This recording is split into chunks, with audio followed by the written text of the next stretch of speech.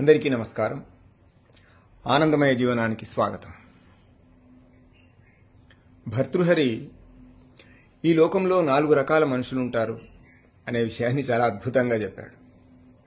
అంటే మన చుట్టూ ఉన్నవాళ్ళు, మనం ఈ నలుగురిలో ఏ వర్గంలోకి వస్తామో రాగలము, ఏ వర్గంలోకి వస్తే బాగుంటుందో ఇది విన్న తర్వాత ఒక నిర్ణయం తీసుకోవాలి తప్పకుండా.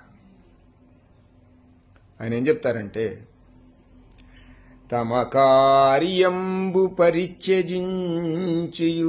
పరార్థ ప్రాపకుల్ సజ్జనుల్, తమ కార్యంబు ఘటించుచున్ పరహితార్థ వ్యాపృతుల్ మధ్యముల్, తమకై అన్యహితార్థ ఘాతుక జనుల్ దైత్యుల్, వృధాన్యార్థభంగము గావించడి వారలెవ్వరో ఎరుంగన్ శక్యమే ఏరికిన్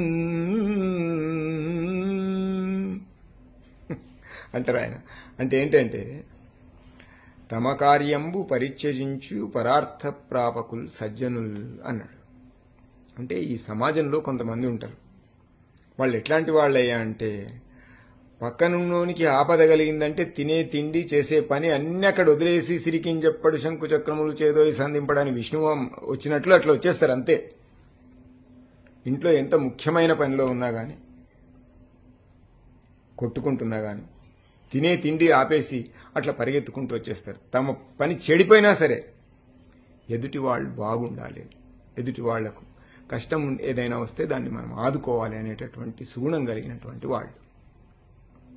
వీళ్లను సజ్జనులు అని వర్గీకరించాడు. అంటే భర్తృహరి వర్గీకరణ చెప్తున్నాను నేను. ఇంకో రెండో వర్గం ఉంటారు, అంటే మనలాంటి వాళ్ళు అన్నట్టు. తమ కార్యంబు ఘటించుచున్ పరహితార్థ వ్యాపృతుల్ మధ్యముల్ అన్నాడు. అంటే వీళ్ళు తమ పని తాము చేసుకుంటారు. తమ పని తాము చేసుకుంటూనే ఎదుటి వాళ్ళకి ఏమైనా అవసరం ఏర్పడ్డది, ఏమైనా సహకారం చేయాలి, ఏదైనా సహాయం చేయాలి, ఉపకారం చేయాలి, మేలు చేయాలి అని అంటే చేస్తారు. తనకు మాలిన ధర్మం లేదు అని చెప్తారు కదా, అట్లా తమ పని తాము చేసుకుంటూ ఎదుటి వాళ్లకు మేలు చేసేవాళ్ళు, వీళ్ళను మధ్యములు అని అన్నాడు. ఇక మూడో వర్గం, తమకై అన్య హితార్థ ఘాతుక జనుల్ దైత్యుల్ అన్నాడు. అంటే ఇది రాక్షస ప్రవృత్తి. వాడు అనుకున్న పని జరగాలి, అవతలోడు చచ్చినా పర్వాలేదు, ఏమైనా పర్వాలేదు, అనుకున్నది సాధిస్తాడు. వాడిని కొట్టో తిట్టో భయపెట్టో బాధ పెట్టో ఇంకా కావాల్సి వస్తే వాడిని చంపేసో వాడి పని నెరవేర్చుకుంటాడు. దీన్ని రాక్షస ప్రవృత్తి అన్నాడు. మొదటి వాళ్ళు సజ్జనులు, రెండో వర్గం వాళ్ళు మధ్యములు, మూడో వర్గం వాళ్ళు అసురులు, ఆసురీతత్వం, రాక్షసులు. మరి నాలుగో వర్గం వాళ్ళు ఇంకా విచిత్రమైన వాళ్ళు. తమకై అన్యహితార్థ ఘాతుక జనుల్ దైత్యుల్, వృధా అన్య అర్థభంగముగా వించడి వారలెవ్వరో ఎరుంగన్ శక్యమే ఏరికిన్. ఈ నాలుగో వర్గం వాళ్ళు ఉన్నారు. వాళ్ళకి ఏం పేరు పెట్టాలనో తోచలేదు ఆయనకు. ఎందుకయ్యా అంటే, వీని లక్ష్యమంతా ఎదుటి పని చెడగొట్టుడే ఉంటుంది. వానికి ఇంకేం పని ఉండదు, దానివల్ల వానికి ఏ లాభం ఉండదు.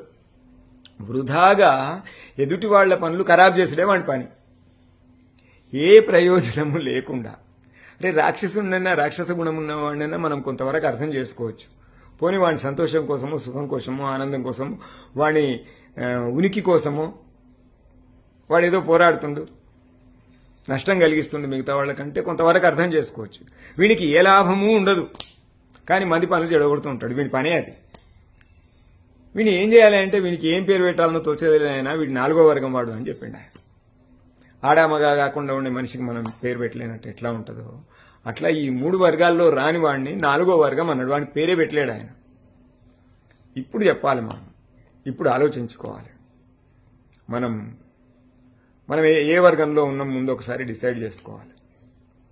అంటే ఉత్తముల్లో ఉన్నామా, మధ్యముల్లో ఉన్నామా, రాక్షసుల్లో ఉన్నామా, ఈ నాలుగో వర్గంలో ఉన్నామా?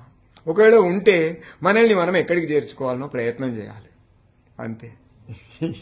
ఈ ఒక్క ఆలోచన చేయడం వల్ల నిజంగా మనం ఆనందమయ జీవనాన్ని గడపగలుగుతాం. ఈ మాటలు విన్నందుకు ధన్యవాదాలు. ఆచరించగలిగితే చరితార్థులు. నమస్కారం. ఆనందో బ్రహ్మ.